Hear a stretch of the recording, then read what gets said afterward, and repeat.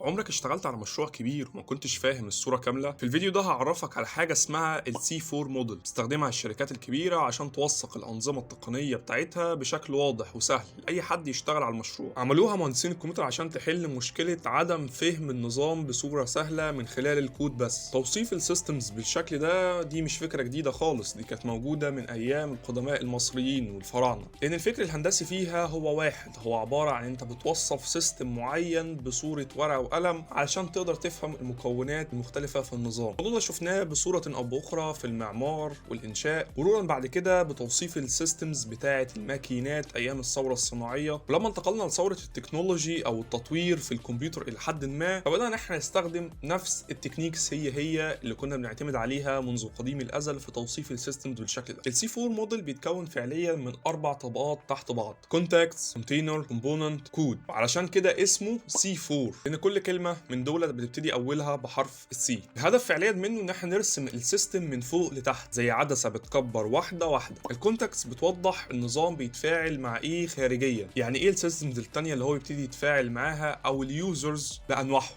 لو مش عارف يعني ايه انواعهم فانا اقصد مثلا السوبر يوزر، الادمن، فهو ده اللي اقصده بانواع اليوزرز اللي هتكون موجوده. الكونتينر بيوضح مكونات النظام من فرونت اند، باك اند، داتابيز. اما الكومبوننت فاحنا بنكسر الكونتينرز الموجوده عندنا لاجزاء داخليه، وهي دي الكومبوننتس. اما بقى لو حبيت توصل لاكثر مستوى تفصيلي فاحنا بنرسم حاجه اسمها الكلاس دايجرام، وهي دي اللاير الاخيره، وهي دي الكود اللي هيتم انشاؤه بالفعل. خلينا نفصص كل لاير فيهم او كل مستوى بحيث ان احنا نقدر نفهم اكتر عن كل ليفل فيهم المفروض بيحتوي على ايه. نبدا اول حاجه بالسيستم كونتكست دايجرام، بنشرح فيه اول حاجه مين بيستخدم النظام، ايه الانظمه التانية اللي بتتكامل معاه. الى حد ما هو بيكون بسيط نسبيا، بيكون السيستم في النص واليوزرز او الناس او الانظمه حواليه باسهم بسيطه، ما بيكونش في اي تعقيدات في السيستم في الجزء ده من بره. بعد كده لما بنغوط اكتر وبننزل ديبس اكتر في المرحله الثانيه وهي الكونتينر دايجرام. الكونتينر دايجرام فهو الى حد ما بيحتوي على تفصيل اكتر تعمق، زي الويب ابلكيشن، موبايل ابلكيشن، اي بي اي سيرفر. هنا نبتدي نفكر في النظام او السيستم والتقسيمات بتاعته المفروض تكون عامله ازاي، وده كله بيتم تمثيله بالرسم. بعد كده نبتدي احنا نخش ديبس اكتر في كل كونتينر فيهم، نبتدي نوضح الاجزاء اللي بينقسم ليها كل كونتينر داخليا. مثلا الاي بي اي سيرفر فيه البيمنت سيرفرز، الاوث مديول وهي الاوثنتيكيشن والاوثرايزيشن، والنوتيفيكيشن هاندلر، اخر ليه خالص واخر مستوى وهو جزء الكودينج، وده الى حد ما بيكون اوبشنال على حسب السيستم. هل انت مضطر انك تنزل ديبس قوي بالليفل ده، ولا دي اصلا مسؤوليه الديفلوبر اللي هيقوم بالشغل ده؟ بس لو عايز توصل لاقصى مستوى من درجات الدقه والتفصيليه هترسم الريليشنز والعلاقات ما بين الكلاسز وبعضها، ودي حاجه بنسميها الكلاس دايجرامز. بس لازم تبقى فاهم حاجه مهمه جدا، ان مش شرط توصل للليفل الرابع في كل مشروع. الموضوع بيبقى متوقف على الجمهور اللي بيتفرج على الرسومات دي، وبيختلف على حسب مستواهم التقني ومعرفتهم السابقه بالمشروع. امتى تستخدم السي 4؟ واحد، تستخدم السي 4 في بدايه المشروع عشان الكل يبقى فاهم النظام. 2، اول ما يدخل عندك ديفلوبر جديد على الفريق فبتحتاج انك توصف له السيستم كامل عامل ازاي، فبيتم الكلام ده عن طريق برضو السي 4. 3،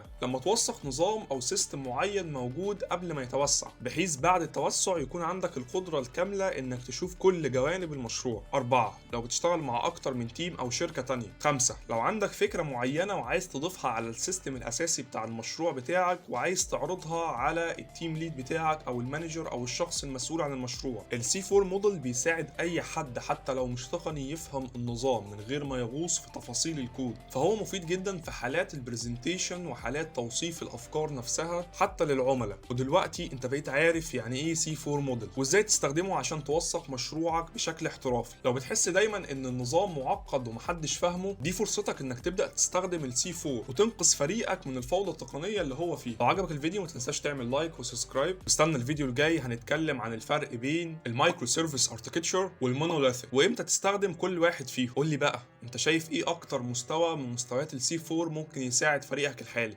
اكتب لي في الكومنتات. ودمت بخير، سلام عليكم.